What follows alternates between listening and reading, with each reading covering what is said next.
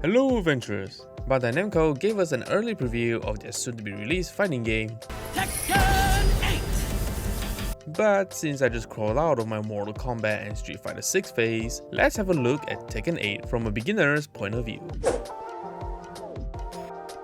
Gamer Braves! A good story is what most people overlook in fighting games, because Tekken is not all about juggling your opponents into submission. It's also about caring about the characters and wondering who from the Mishima family is gonna throw who off the cliff in this game. If you're like me and are worried that if I have not played the previous game, will I be able to understand the story?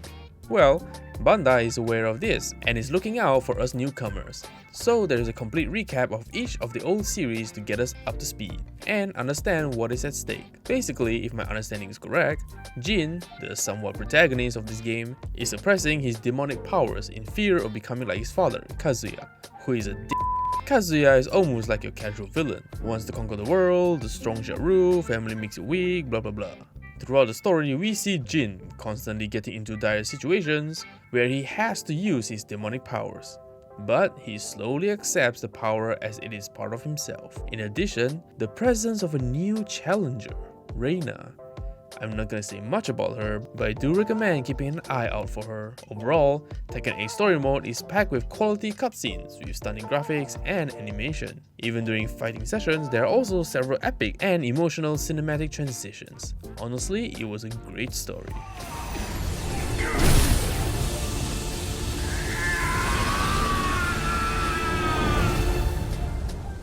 One of the things I noticed while playing Tekken 8 is my characters sometimes glow when I press certain buttons. Apparently, this is what they call a hit system. What I understand about it is that hit system is an aggressive mode. You get access to hit dash or hit smash, which is basically a powerful dash and smash, but it ends your current hit stance. I did get bullied a lot by other veteran players for not using the hit engage more. Based on my experience, it takes some strategy and proper timing to use it. The best scenario to use it will probably when your opponent is low on health, activate your hit system to put them out of their misery. Or you could use it as soon as the round starts to establish your dominance. Admittedly, not all characters' hit bonuses feel the same. King, who is what the community calls a grappler, steals back hit meters every time he grabs you, which makes him far more powerful than characters like Lili, who gets a new move from her stance. Speaking of Lili, I also found that some characters have movesets that are easier to connect into combos, such as Lili, Nina, Horang,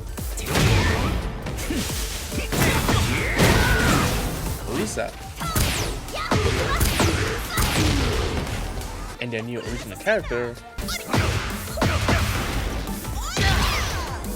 Even in some matches, when using the characters for the first time, I could get used to their fighting style naturally while being able to execute cool combo sequences. Meanwhile, there are some other characters that have more complex fighting styles and are quite challenging, especially with a shorter attack range, such as Steve Fox because of his role as a boxer. That's a knockout! Good night! It's a comfort to know there is a certain balance here. Newcomers will have to learn how to use the characters, while veterans will learn how to use the new hit system. When I just started to play the game, I was intimidated by the control system. So many inputs and whatnot. It got me scared and ruined my confidence.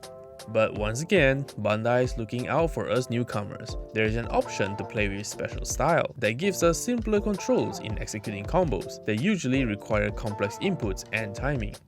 I think this could be a very helpful feature for many players to familiarize themselves with the game slowly before daring to learn manual controls. For us, special style was more useful to give us a sneak peek into some of the special combos that each character can execute, and from there we could then check the manual control inputs to slowly learn the manual controls and play how it's supposed to be played.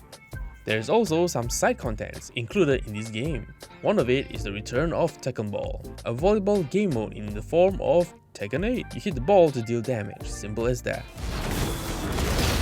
Another side content is some character customization that's filled with tons of options and accessories. You can't change their physical appearance, but you can give them some new or funny looks. One of our favorite features in this game though is that they have what is called a super ghost battle. To me, it's like a super advanced training mode where the game uses AI to collect your fighting data to create a version of you. so you could train against yourself. Or better yet, download other players' goals to challenge them. This is a really great feature to train and know your strengths and weakness to overcome it. Overall, coming from the perspective of a new player, Tekken 8 managed to steal my attention despite some initial intimidation due to the skill gap factor. From an interesting story revolving around Jin's internal conflict to an aggressive combat system that is surprisingly accommodating to newcomers. I think this series can be an easy recommendation for those who have been wanting to jump into the franchise for a while. Tekken 8 receives an 8.5/10 from us. Truly a Fist Meets Fate experience. What do you think about Tekken 8? Are you going to hop into the ring and participate in the King of the Iron Fist tournament?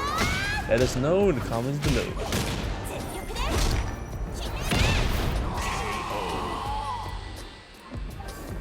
Thank you so much for watching our videos. Don't forget to give us a subscribe if you'd like to see more, and like so we know what kind of content you want to see. Got suggestions for new content? Let us know in the comments below too. Thank you so much again for watching. Take care, dudes.